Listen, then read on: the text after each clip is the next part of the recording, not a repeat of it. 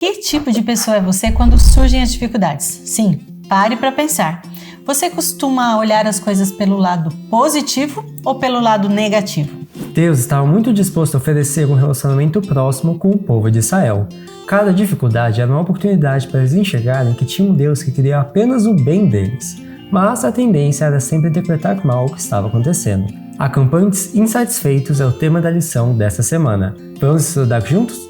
Eu sou Matheus Diniz. E eu sou Neila Oliveira. E você está no canal Lamed, onde você estuda a Bíblia de um jeito diferenciado. Caso você ainda não seja inscrito, inscreva-se agora para participar conosco nessa história surpreendente que estamos estudando. Deixe também o seu like, o seu comentário sobre o que você está achando dessa história e também compartilhe com seus amigos. E agora sim, vamos para o vídeo.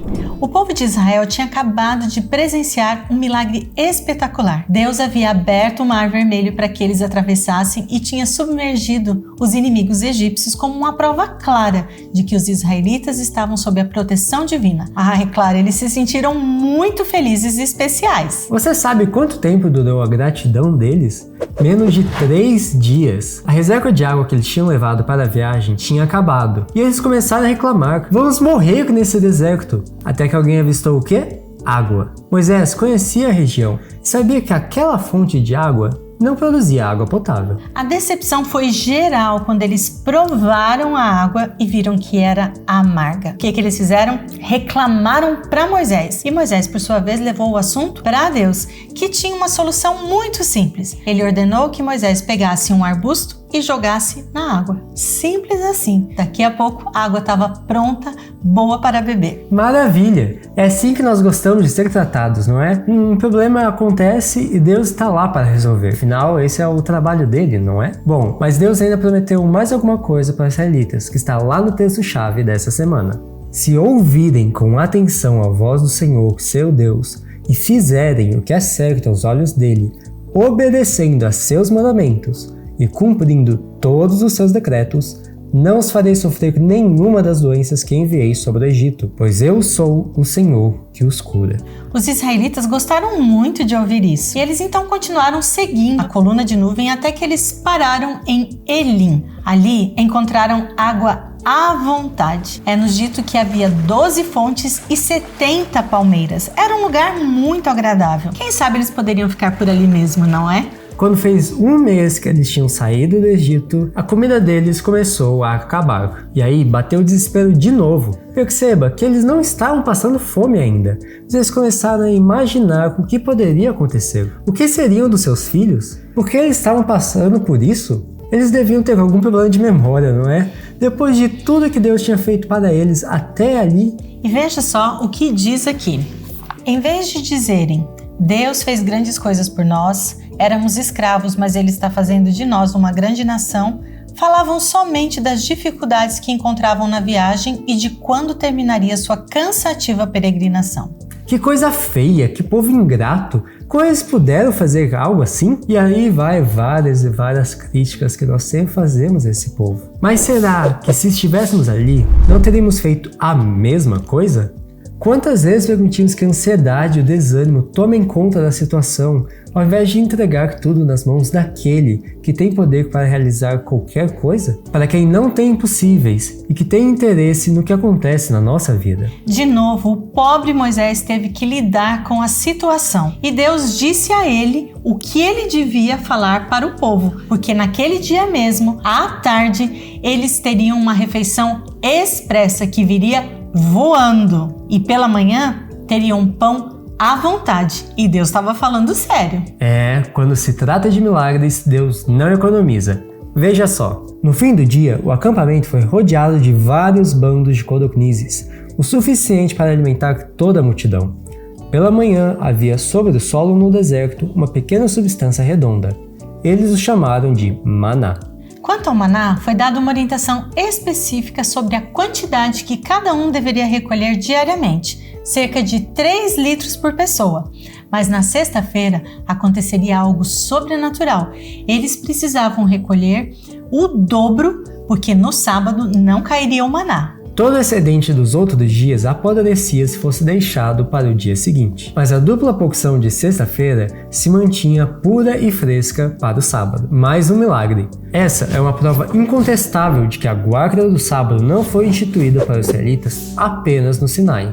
Deus os estava lembrando de seguir com a orientação que ele deu ainda na criação. Parecia que as coisas finalmente ficariam bem, só que não. Eles partiram ali de Sim e foram para Refidim, onde também não havia água. E o que eles fizeram? Bora reclamar de Moisés e para Moisés. Para ter uma ideia, os israelitas estavam tão bravos que eles chegaram a acusar Moisés de ter más intenções para com eles. Ficaram tão indignados que ameaçaram apedrejar Moisés. Dessa vez, Deus pediu para que Moisés reunisse os mais velhos do povo, pegasse a vara com qual Deus tinha realizado os outros milagres, subisse o Monte Horebe e batesse na pedra que estava ali em cima, para que todos vissem o milagre de fazer jorrar água da pedra. E saiu muita água, o suficiente para saciar a sede de toda aquela multidão. Você sabe quem estava, na verdade, naquela coluna de nuvem e fogo que estava guiando o povo? Pense um pouquinho aí. Você sabe quem estava do lado de Moisés quando ele fez sair água da rocha? Era o próprio Filho de Deus quem estava com eles ali, entre eles. Mas isso não foi suficiente para que eles reconhecessem a importância daquele líder que tinha sido escolhido pelo próprio Deus. E quando parecia que os problemas finalmente tinham acabado, os israelitas começaram a ser atacados pelos amalequitas. Quem eram eles?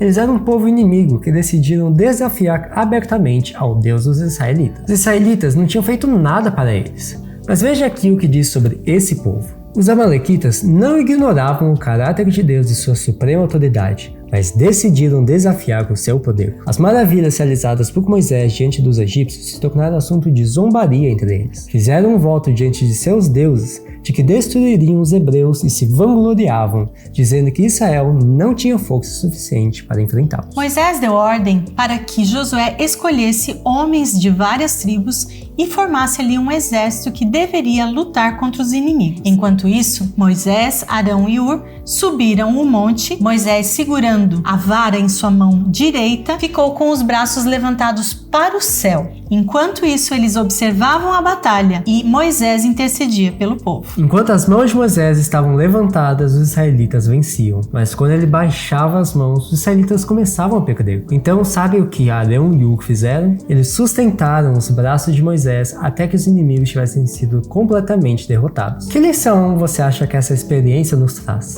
Deixe aí nos comentários a sua opinião. Ainda nesta história, nós vemos a visita de Jetro, sogro de Moisés, que não morava muito longe ali de onde eles estavam acampados. Ele decidiu que era hora de levar Zípora, a esposa de Moisés, e os 2 filhos para junto dele. Foi um alegre reencontro. Vendo que o genro estava sobrecarregado com as questões que o povo trazia para ele, Jetro deu um ótimo conselho para Moisés, que ele logo acatou. Ele deveria escolher chefes para 1000 pessoas, chefes para 100, chefes para 50 e chefes para 10. Eles deveriam julgar todas as questões e só levar para Moisés o que fosse mais difícil e complicado. E só havia uma condição: esses homens deveriam ser tementes a Deus para que fossem justos. Que ótima ideia! Assim Moisés se sentiu bem mais aliviado.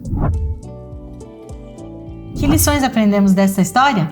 São 5. Anote aí. Em vez de reclamar, confiemos mais em Deus e levemos a Ele nossas preocupações e dificuldades.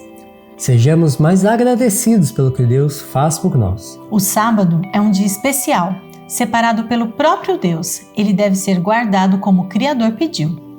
A força divina deve ser combinada com o esforço humano. Deus espera que sejamos proativos e estejamos dispostos a fazer aquilo que nos corresponde. Bons conselhos devem ser sempre seguidos. Chegamos ao momento dos abraços, o momento mais aguardado do vídeo, e queremos dar uma explicação. Quando você for pedir um abraço para a sua base, por favor, coloque o nome da sua base junto com a cidade e o estado de onde a sua base está localizada. E agora sim, vamos para o primeiro abraço, que vai para a base Heróis Team, da Associação Paulista Sudoeste. Para a base Team Ômega, da cidade Espigão do Oeste de Rondônia. Para a base Shekinah, da cidade de Toledo, Paraná. Base Filadélfia Team, da cidade de Altazes, Amazonas. Para a base Esquadrão em Ação e Guerreiros Team, do distrito de Abaeté, em Salvador, Bahia. E para a base Central Teenager, da Igreja do Jardim Irene, da cidade de Guarulhos, São Paulo. E é isso aí. Não se esqueça então de se inscrever no canal, deixar aí o seu like, compartilhar o vídeo e responder aquela pergunta que a gente fez aí nos comentários. E a gente se vê na próxima semana. Tchau, tchau!